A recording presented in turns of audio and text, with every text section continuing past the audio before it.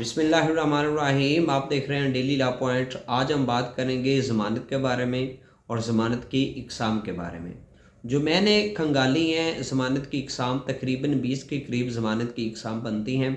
और आइए देखते हैं। नंबर 1 पे जो ज़मानत है वो है प्री अरेस्ट बेल, जिसे हम एंटीसिपेटरी बेल कहते हैं। और इसको जो रेलिवेंट लॉ डील करता है वो सेक्शन 498 है, 496 है ज़ाब्ता फौजदारी का।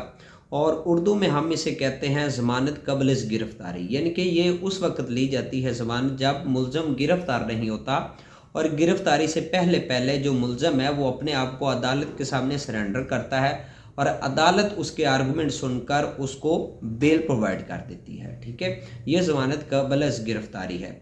उसके बाद आती है जनाबे वाला पोस्ट अरेस्ट बेल, यानी कि ज़मानत बाद अज़ गिरफ़्तारी। इसको जो रेलिवेंट लॉ डील करता है वो सेक्शन 497 है, 497 ज़ाब्ता फौजदारी का।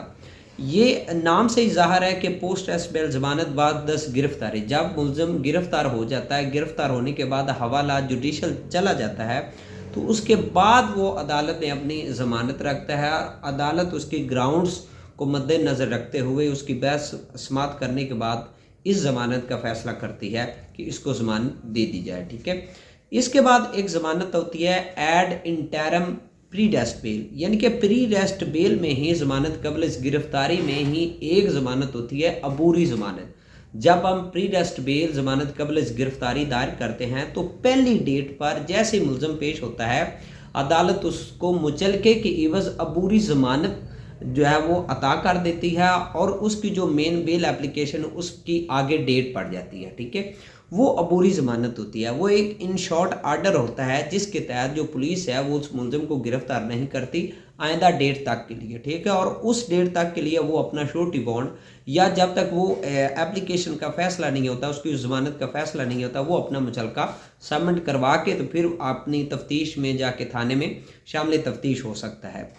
एक है कि इंटरम पोस्ट अरेस्ट बेल, यानी कि ज़मानत बाद इस गिरफ़्तारी में भी अबूरी ज़मानत हो सकती है। वो कैसे होती है? उसका जो रेलिवेंट लॉ है ना वो सेक्शन 86 है।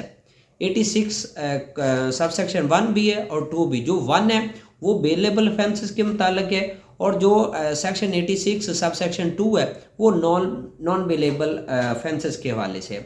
ये कब होता है? कि ये जब होता है कि फ़र्ज़ करें एक शहर में FIR हो गई है, वहाँ से मुल्ज़िम के ख़िलाफ़ वारंट जारी हो गए और जो पुलिस है वो दूसरे सिटी में मुल्ज़िम को गिरफ़्तार करने के लिए जाती है और वहाँ पर उसे गिरफ़्तार करके उसका जो मुतलका मजिस्ट्रेट होता है, वहाँ पर जो मुतलका जज होता है उसके पास उसको पेश करते हैं और वो जो मुतलका जो जज है वो उसको ज़मानत पर रिहा कर देता है उससे मुचलका लेकर और उसको आगे डेट बता दी जाती है कि आपने इस दिन इस जगह पर या इन जज साहब के सामने आपके जो मुतलका जज हैं, जो मुतलका डिस्ट्रिक्ट के जज हैं, उनके पास आपने इस डेट को वहाँ पर पेश होना है। इसको हम ट्रांजिटरी बेल भी कहते हैं, जैसे सफरी रिमांड होता है। ठीक है, वैसे ये सफरी ज़मानत भी हम इसे कह सकते हैं। ठीक है, इसमें सेक्शन 86 के साथ साथ नॉन बेलेबल ऑफेंसेस में 497 भी अटैच हो जाती है।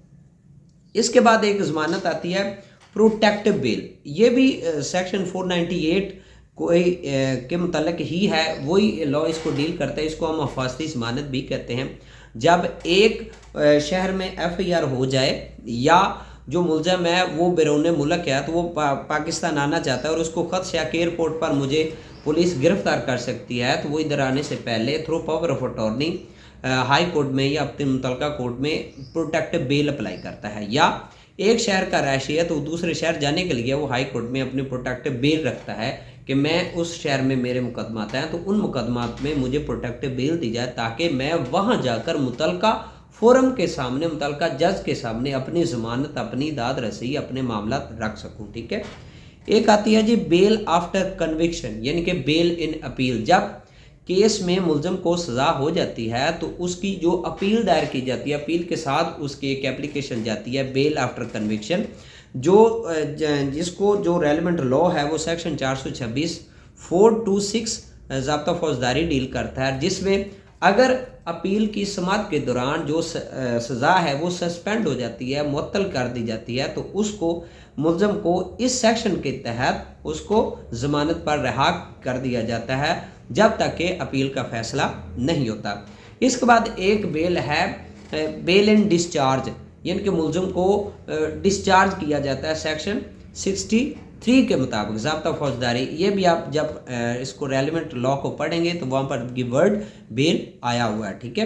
اس کے بعد ایک آ جاتا ہے آفینس، یعنی کہ اگر کوئی بندہ آفینس کمٹ کرے مجسٹریٹ کی پریزنس میں، تو وہ جو مجسٹریٹ ہے اس بندے کو گرفتار کر سکتا ہے اور اسے ضمانت پر رہا کر سکتا ہے۔ اس کو جو لا ڈیل کرتا ہے وہ سیکشن 64 ہے۔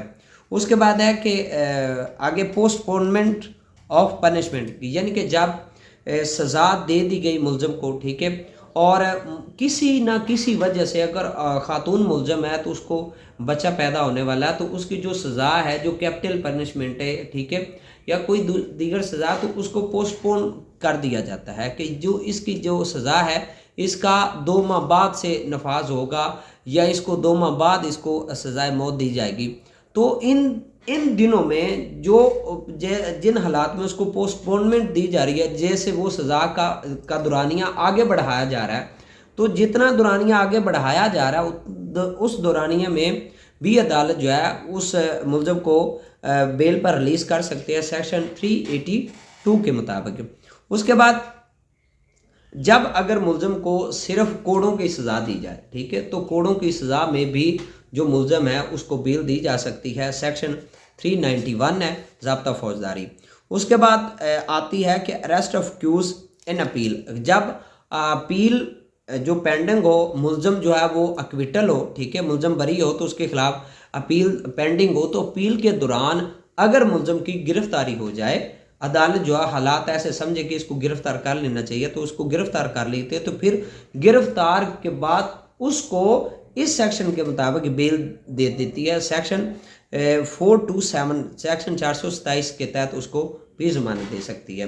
اس کے بعد روین، بیل ان روین، اس میں یہ ہے کہ سیکشن 435 کے تحت جب روین فائل کی جاتی ہے، ٹھیک ہے، تو دوران روین اگر عدالت یہ سمجھتی ہے کہ نیچے والی جو عدالت ہے اس نے اس کیس کا فیصلہ کرتے ہوئے اللیگلٹی کی ہے، تو وہ جو کیس ہے وہ ریمانڈ کر دیتی ہے، اس کا ڈنوو ٹرائل سٹارٹ ہو جاتا ہے۔ تو جیسے وہ کیس کو ریمانڈ کیا جاتا ہے، نچلی عدالت میں کیس آتا ہے، تو جو نچلی عدالت ہوتی ہے وہ پھر سیکشن 435 کے تحت اس ملزم کو ضمانت دے دیتی ہے، وہ ضمانت پر جو ہے اسے مچلکا لے کر اس کو ضمانت دے دی جاتی ہے اگر وہ بیہائنڈ دا بار ہے، بیہائنڈ دا بار ہی ہوتا ہے عموماً، ٹھیک ہے۔ تو اگر اس کے علاوہ ایک ہے کہ جب جو مچلکا جات سبمٹ کروایا جاتا ہے وہ انسفیشنٹ ہوں، ٹھیک ہے، وہ ناکافی ہوں، تو ملزم گرفتار ہو جائے، ٹھیک ہے، مچلکا جات کی وجہ سے، تو پھر جو عدالت ہے وہ سیکشن 501 کے تحت اس سے یہ مزید مچلکا جات یا فریش مچلکا لے کر اس کو ضمانت پر رہا کر سکتی ہے۔ اس کے بعد ہے کہ پروبیشن بیل، کہ جو پروبیشن ریلیز ایکٹ ہے اس کے تحت ملزم کو پروبیشن پر ضمانت دی جا سکتی ہے، ٹھیک ہے۔ اس کے بعد ہے کہ اومنیبس بیل، یہ آرٹیکل 199 کانسٹیٹیوشن پاکستان 1973 کے تحت یہ بیل اپلائی ہوتی ہے، جس میں اگر آپ کو یہ نہیں پتا کہ پولیس کے پاس میرے خلاف کتنے مقدمات ہیں، اگر آپ کو ڈر ہے کہ کوئی ایسی FIR ہے، کوئی ایسا مقدمہ ہے کہ جس میں پولیس مجھے گرفتار کر سکتی ہے اور آپ کے پاس اس کا ریکارڈ نہیں ہے، آپ کو پتہ نہیں ہے، تو یہ پھر جو ہے نا وہ نامنو مقدمہ کی یہ ضمانت ہے۔ اومنیبس بیل کے عدالت جو ہے وہ اوورآل پولیس کو روک دیتی ہے کہ اس ملزم کو آپ نے گرفتار نہیں کرنا، جو بھی اس کے خلاف FIR ہے اس میں آپ نے اس کو گرفتار نہیں کرنا، اور اس سے ایک رپورٹ طلب کر لی جاتی ہے۔ اس کے بعد یہ کہ کنڈیشنل بیل ہوتی ہے، مشروطی ضمانت، عدالت ضمانت میں کوئی ایسی شرط عائد کر دیتی ہے کہ یہ شرط اگر ملزم جب تک اس شرائط پر عمل کرتا رہے گا اس کی ضمانت رہے گی، اگر شرائط سے انحراف کرے گا تو اس کی ضمانت منسوخ ہو جائے گی۔ بیل ان کمپرومائز، کہ صلح میں ضمانت ہو سکتی ہے، صلح کی ضمانت ہوتی ہے۔ اسٹیچوٹری بیل، کہ اسٹیچوٹری ضمانت ہوتی ہے کہ ایک کیس ہے، اس کا کیس کا فیصلہ ضابطہ کہتا ہے کہ 2 سال کے اندر اندر اس کیس کا فیصلہ ہونا ہے، لیکن 2 سال کے اندر اندر اس کیس کا فیصلہ نہیں ہوتا، تو پھر جو ملزم ہے وہ as a matter of right bail claim کر سکتا ہے، سیکشن 497 سب سیکشن 1۔ اس کے بعد جی پیرول بیل ہے کہ جب ملزم بیہائنڈ دا بار چلا جائے، کنوکشن میں چلا جائے، تو دوران کنوکشن بندہ جو ہے وہ پیرول پر، ٹھیک ہے، اپنی سزا کے دوران ہی پیرول پر پیرول کی ضمانت پر باہر آ سکتا ہے. ٹھیک ہے، یہ مختلف کائنڈز ہیں جو میں نے نکالی ہیں. ہو سکتا ہے اس میں کچھ غلط بھی ہو. ٹھیک ہے، تو اس کی جو توسیع ہے وہ کمنٹس کے ذریعے میری کی جا سکتی ہے. اور ویڈیو اگر اچھی لگے تو اس چینل کو لائک کریں، سبسکرائب کریں. دعا میں یاد رکھیے گا. اللہ حافظ.